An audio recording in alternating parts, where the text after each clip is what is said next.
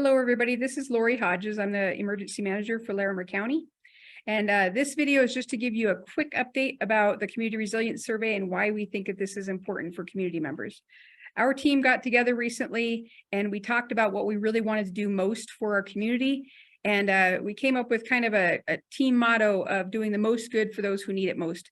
And what we mean by that is we want to find those who don't have the resources or the support systems and really try to give them the support that they need during and after a disaster. To do that, we really need to know more about our community. The other piece of this that is really big in our office is social capital building. And the reason that's so big is we did a bunch of research and we learned that the communities that have low social capital tend not to recover after disaster, and those that have high social capital tend to recover. So what do I mean by social capital? I mean the connections that you have within your community. How connected are you with your neighbors? How connected are you with your neighborhood? And then how networked are you to other neighborhoods that might be able to provide you assistance, especially if your neighborhood is directly impacted by a disaster. And then the final part of social capital is just trust. How much do you trust the information that you're getting? Where do you get that information? How much do you trust your elected leaders? How much do you trust your informal leaders? So with social capital, as well as doing the most good for those who need it most, we created this survey to really try to hone in on the connections throughout the county. And the more that we learn from those connections, the better we are going to be able to develop an emergency management program that best meets your guys' needs. So we really hope that this survey is going to be valuable to you.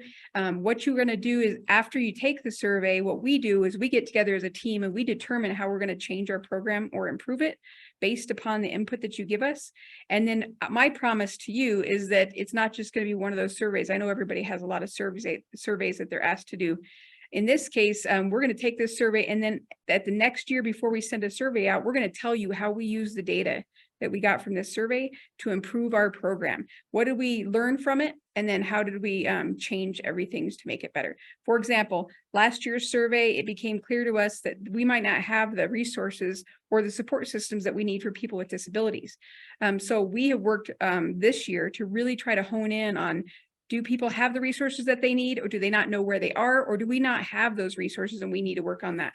So we've been working on that this year, and we have a handout that will show you what we did with those survey results from 2023. So we hope that you guys do the survey this year. If you have any questions, you can reach out to us.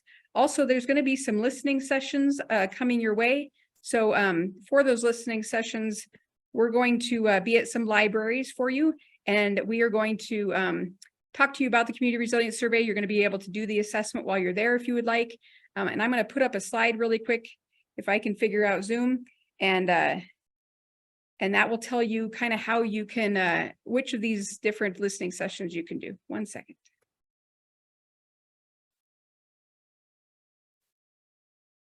All right. So these are the listening sessions. There's one coming up at Loveland Library, September 12th. The very next week is Old Town Library, and then there's one in Estes Valley Library. Also, the link on the bottom of this slide tells you how you can just go in and take the Community Resilience Assessment online if you would like to do that.